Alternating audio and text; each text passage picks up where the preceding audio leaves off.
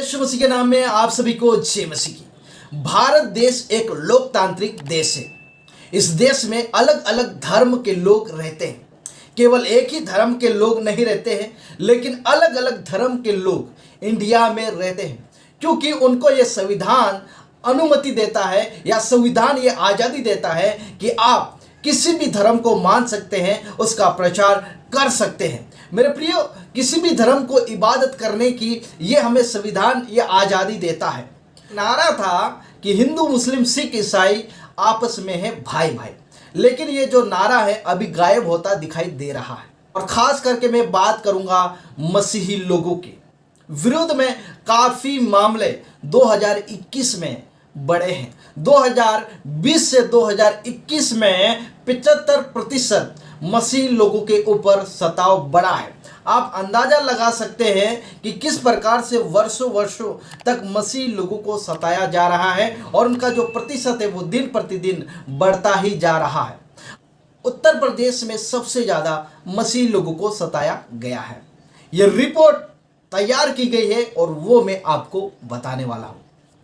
देश में ईसाइयों के लिए 2021 सबसे हिंसक साल साबित हुआ। 2020 से 75% ज़्यादा हुई घटनाएं।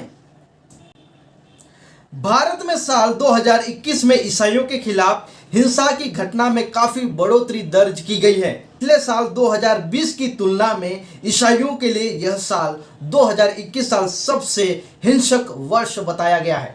यूनाइटेड क्रिश्चियन फ्रंट के मुताबिक इस साल देश में इस समुदाय के खिलाफ हिंसा की 486 घटनाएं दर्ज की गई हैं। पिछले साल की तुलना में 75% जो घटनाएं हैं वो ज़्यादा हैं। यह आंकड़े ईसाई अधिकार संरक्षण निकाय की एक नई रिपोर्ट में बताया गया है।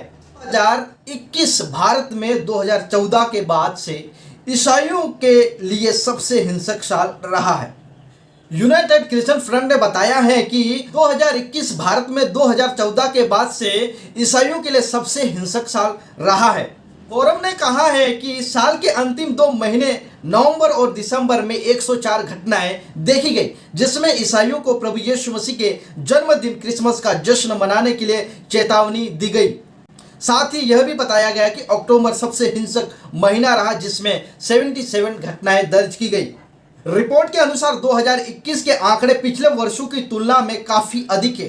2014 में 127 घटनाएं थी, 2015 में 142 घटनाएं थी, 2016 में 226 घटनाएं थी, 2017 में 248 घटनाएं थी, 2018 में 292 घटनाएं थी और 2019 में 328 घटनाएं थी। रिपोर्ट ने कहा है कि 2021 में उत्तर प्रदेश में 102 मामले के साथ इस तरह कथित अपराधों की संख्या में सबसे ज़्यादा देखी गई है। इसके बाद छत्तीसगढ़ में 90 घटनाएं हुई है। रिपोर्ट में कहा गया है कि 4 राज्य उत्तर प्रदेश, छत्तीसगढ़, झारखंड में 44 और मध्य प्रदेश में 48 और ईसाइयों के खिलाफ हिंसा की घटना 274 घटनाएं दर्ज की गई हैं। रिपोर्ट में कहा गया है कि भारत भर में दर्ज की गई सभी घटनाओं में धार्मिक चरमपंथियों से बनी सतर्क भीड़ को या तो एक प्रार्थना सभा में घुसते देखा गया या उन लोगों को घेर लिया गया, जिसके बारे में उनका मानना है कि वे जबरन धर्मांतरण में शामिल हैं। आगे बताया गया है कि इस तरह की भीड़ जबरन धर्मांतरण के आरोप पर पुलिस को सौंपने से पहले प्रार्थना में लोगों को आपराधिक रूप से धमकी देती है, शारीरिक रूप से हमला करती है। अक्सर पुलिस थानों के बाहर सांप्रदायिक नारेबाजी देखी गई है, जहां पुलिस मूर्ख दर्शक बनी रहती है। झूठी कहानी के जरिए फैलाई जा रही है नफरत। रिपोर्ट में कहा गया है कि हेल्प इसके अलावा 46 चर्चों को फिर से खोल दिया गया है, जहां पर फिर से प्रार्थना को शुरू करवाया गया है, लेकिन केवल 34 एफआईआर ही हिंसा करने वालों के खिलाफ दर्ज की गई है।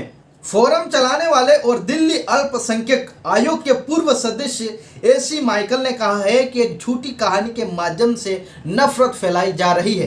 जो घटनाएं एक टोल फ्री नंबर दिया गया है, जिसके कारण से ये घटनाएं दर्ज की गई हैं। तो ऐसे बहुत सारे मामले हैं जो अभी भी इस रिपोर्ट में नहीं आए हैं, काफ़ी ज़्यादा, मसीह लोगों को सताया जा रहा है। इसलिए मेरे प्रिय भाई बहन, हम इंडिया के लिए प्रार्थना करेंगे और जो जितने भी राज्यों में मसीह लोगों को सताया जा रहा है उनके लिए हम प्रार्थना करेंगे कि छत्तीसगढ़ में, झारखंड में, मध्य प्रदेश में, ऐसे राज्यों में जहां पर मसीह लोगों को सताया जा रहा है, आशा करते हैं कि आने वाले दिनों में जो सरकार है वो इसकी ओर ध्यान दे और मसीह लोगों को संरक्षण प्रदान करे। आप सभी को जय मसीह की, प्रेज़ लॉर्ड।